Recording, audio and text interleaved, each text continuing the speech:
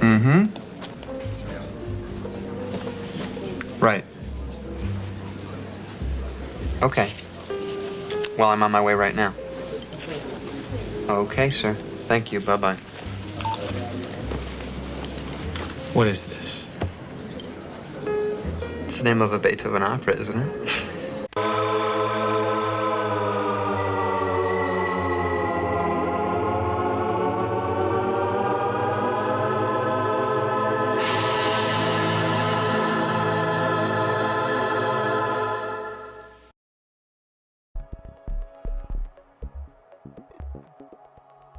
I've seen a lot of Kubrick videos on YouTube, although I've not seen any that go over what I'm about to cover right now.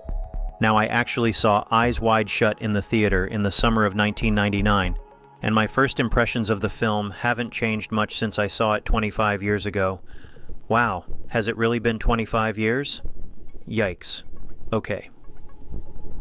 When I saw the film, what struck me was this scene where Tom Cruise's character, Dr. Bill Harford, is taking refuge from an ominous bald individual who seems to be following him.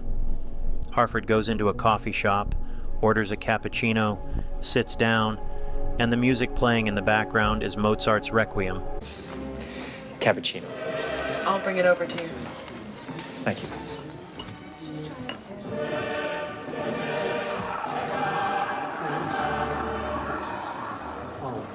A very famous piece known as a death mass, or music for someone who has died.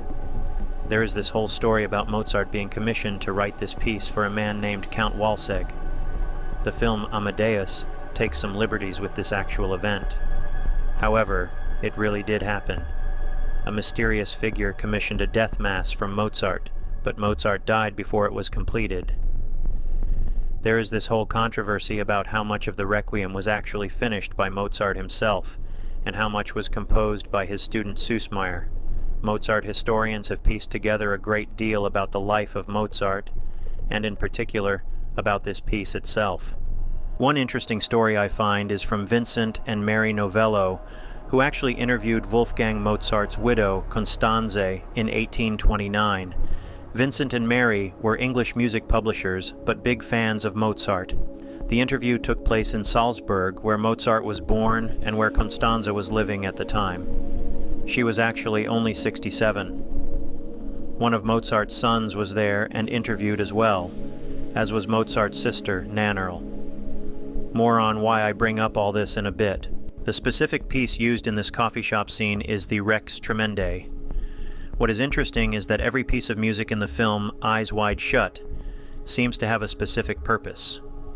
Also, it is diegetic, meaning that the music in the movie is occurring within the context of the story and able to be heard by the characters. In the beginning of the film, we hear Shostakovich's Waltz No. 2, but Dr. Harford turns it off. Then, they're at the party, and the band is playing music. I'm in the mood for love. Alice and Bill dancing at Ziegler's. It Had to Be You. Bill and Nick, Chanson d'amour. Savost and Alice, When I Fall in Love. Ziegler, Mandy, and Bill, I Only Have Eyes for You. Alice and Savost, Baby did a bad, bad thing. Baby Did a Bad, Bad Thing. Alice and Bill in the mirror. When Dr. Harford meets with Domino, the music playing is I've Got It Bad, and That Ain't Good. Domino, the hooker, has AIDS, so she definitely has it bad. Blame It on My Youth. Bill gets the password for the orgy. At the orgy in Somerton, the music we hear is Masked Ball by Jocelyn Pook, very appropriate to the imagery we are seeing. The music is actual priests, but played in reverse. Then later we hear Strangers in the Night. Yes, there are definitely strangers in the night here. As Dr. Harford is going through the streets of New York trying to figure out what the hell happened to him, the mysterious music played is Musica Ricercata, which is just 3 notes played over and over. Is there any significance to why Kubrick picked a song that is just 3 notes? The number 3 is very important to secret societies. Also, the music is composed by György Ligeti, who did have music used in 2001 A Space Odyssey, which I believe is a Masonic fantasy. You can watch my video on this channel, and that being said, please like, subscribe, and share the video. YouTube has placed me on some naughty list and doesn't like sharing my videos for some reason. Your support really helps. I don't make any money off of this, and my main motivation is to get the information out there to the public. Nuages gris, or gray clouds, at the morgue. There is also this strange Christmas song, which I've never heard before, called I Want a Boy for Christmas. In this case, the boy Dr. Bill Harford is looking for is Nick Nightingale. In the credits are the list of the songs used, as I mentioned. There is one song, though, translated as Vienna City of My Dreams. However, I don't know where the song is placed in the film. Initially, I thought it was at the toy store, but when I play the scene now, it's Jingle Bells. Vienna is, of course, where the book Eyes Wide Shut is based on. Arthur Schnitzler's Traumnovelle takes place. It's also the city where Mozart died. And here's a fact I haven't heard anyone mention. The very day that Arthur Schnitzler's daughter committed suicide, July 26, 1928, is the very day Stanley Kubrick was born. What is it about a town like Vienna? Traumnovelle is set in Vienna. What if Traumnovelle is semi-autobiographical? Schnitzler wrote a diary totaling over 8,000 pages. He would often go back and reread his diaries for inspiration for his books. Could it be that secret societies in Vienna, the city of Mozart's death, maintained a presence up until Schnitzler's time? Perhaps Schnitzler actually attended an orgy similar to the events described in Traumnovelle. I believe it's all tying back to Mozart. Okay, so Kubrick uses a death mass in Eyes Wide Shut. Big deal, right? Well, consider that Tom Cruise is reading a newspaper that says, "Lucky to be alive." Kubrick was one of these meticulous filmmakers who, when it came to making a movie, had to make sure all the details were correct. All of these archive boxes here are mainly photographic research for Eyes Wide Shut. Everything from doorways to street scenes.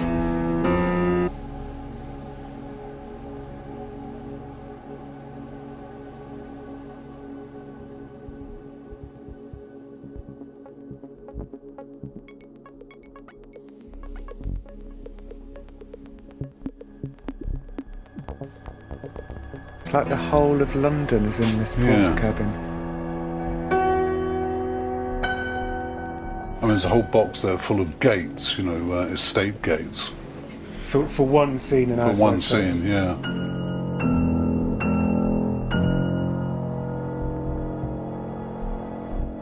For instance, he had to make sure about the font a New York periodical would use. Why go through so much trouble? And if he went through that much trouble for the fonts, then it would seem logical for me to assume that whatever is on the title of the newspaper is equally important. I've always felt that Kubrick was referencing himself as being lucky to be alive. But why?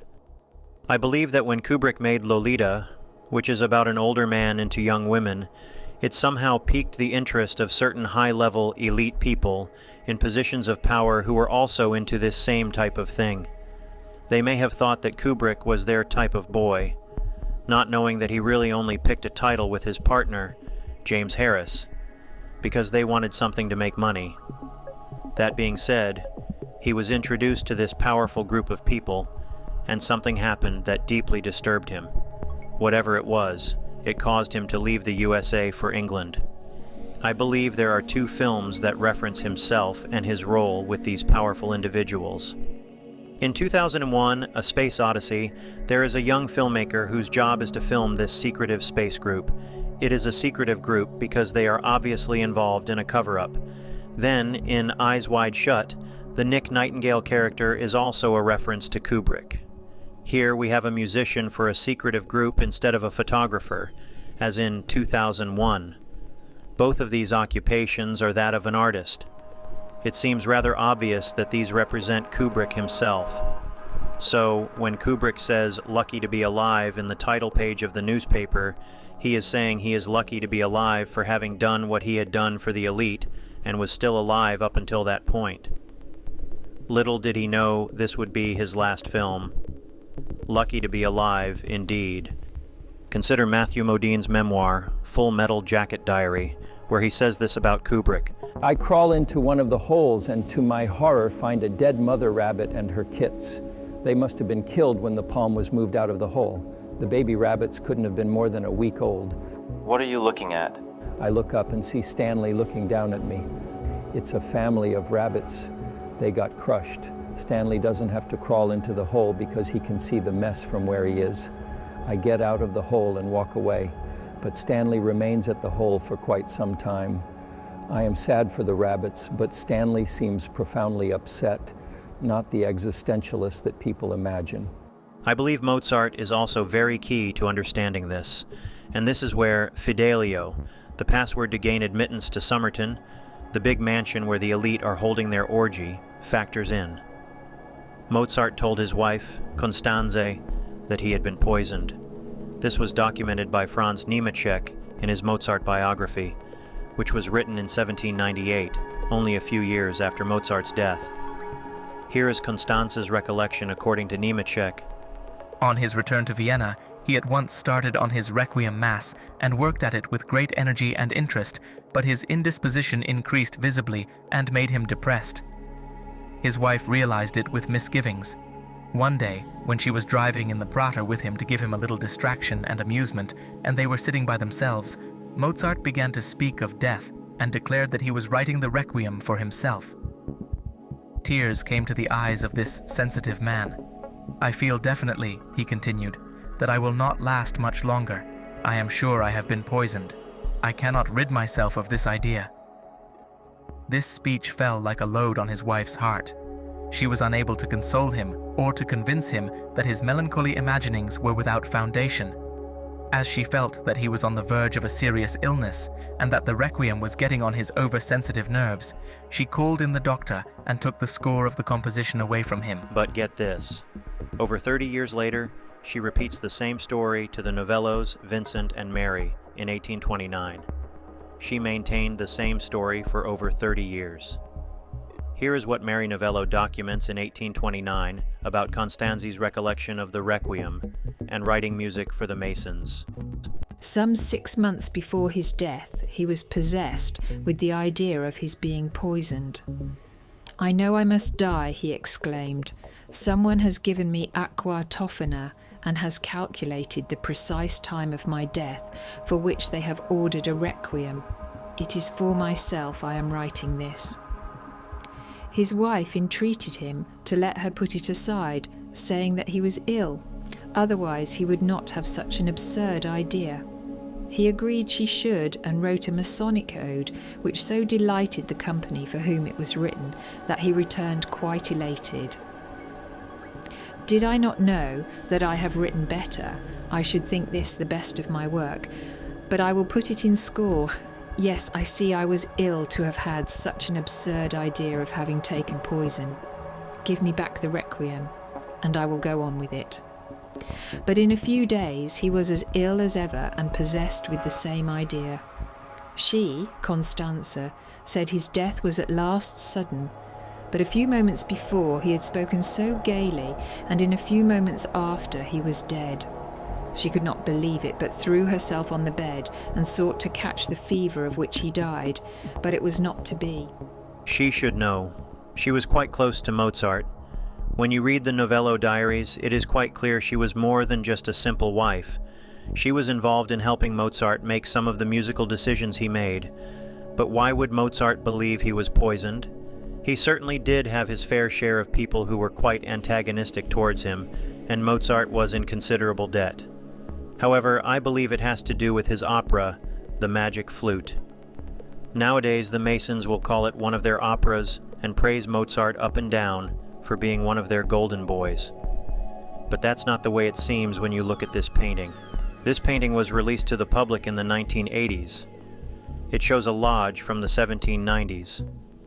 In the book Mozart and the Masons, H.C. Robbins Landon goes to great lengths to identify several individuals in this painting. In his book, he mentions that it appears that Mozart, who is on the far right of the painting, is saying something that is quite disagreeable to the fellow to Mozart's right, with whom he is speaking. In fact, this man has his hand up in protest, as if saying he doesn't want to hear what Mozart is saying. There is a man on this same row who is looking straight at Mozart with a frown.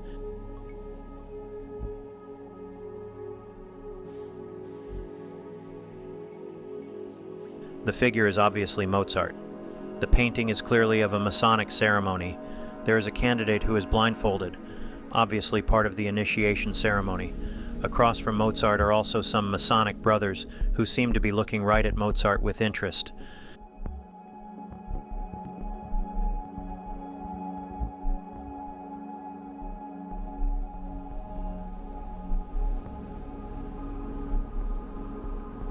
And why is this sword pointing right at Mozart's back?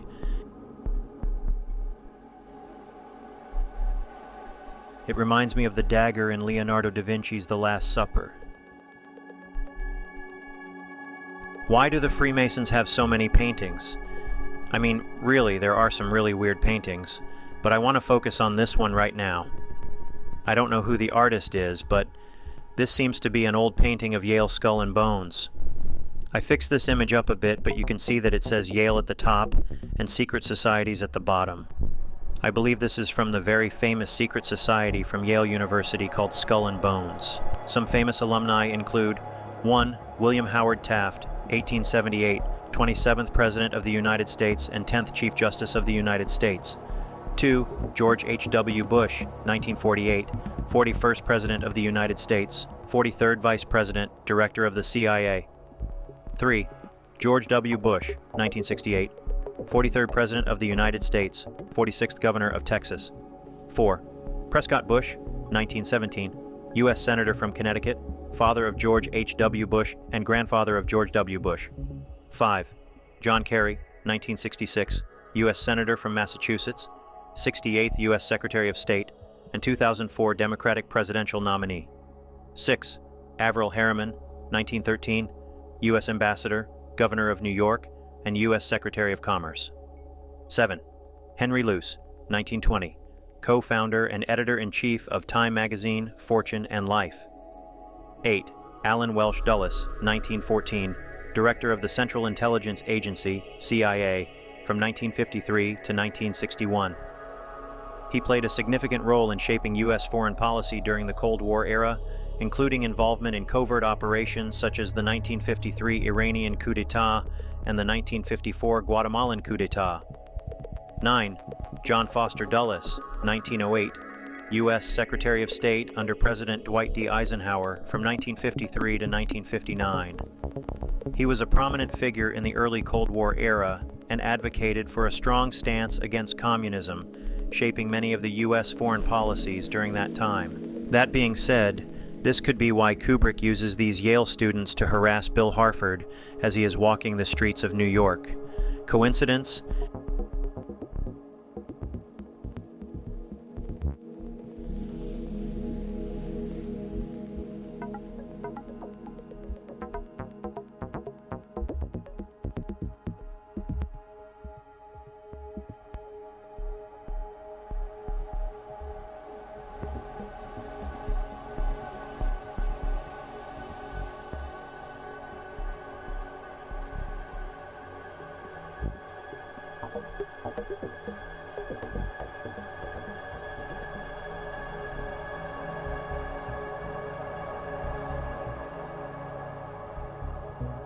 And consider these two clips from popular TV shows, Batman and The Simpsons, where mention is made of Skull and Bones. And that is Bruce Wayne's grandfather, Mrs. Cooper? His great-grandfather. I understand he was tapped for Skull and Bones. Tapped for it? Sir, he founded Skull and Bones. Why, that canine is the proud bearing and glossy fur coat of a Yale man. Hello, little fella. Smithers, I believe this dog was in Skull and Bones. This seems to me to be a painting commissioned by the Masons to show that they had Mozart killed. But why? What did he do? What was his mortal sin? I believe it was the magic flute. I won't go into too much detail about what Mozart was trying to say in the magic flute in this video. I will save that for another video. But suffice it to say, there are plenty of analogies to the Masons, enough of which the Masons themselves felt that Mozart had violated his oath of secrecy. One of the best books I have read on this subject is The Magic Flute Unveiled by Jacques Chelet. The Magic Flute and the Requiem were both composed in 1791, the year Mozart died. It was this same piece, the Requiem, which Stanley Kubrick used in Eyes Wide Shut, in the very scene where Dr. Bill Harford is reading a paper that says "Lucky to be alive."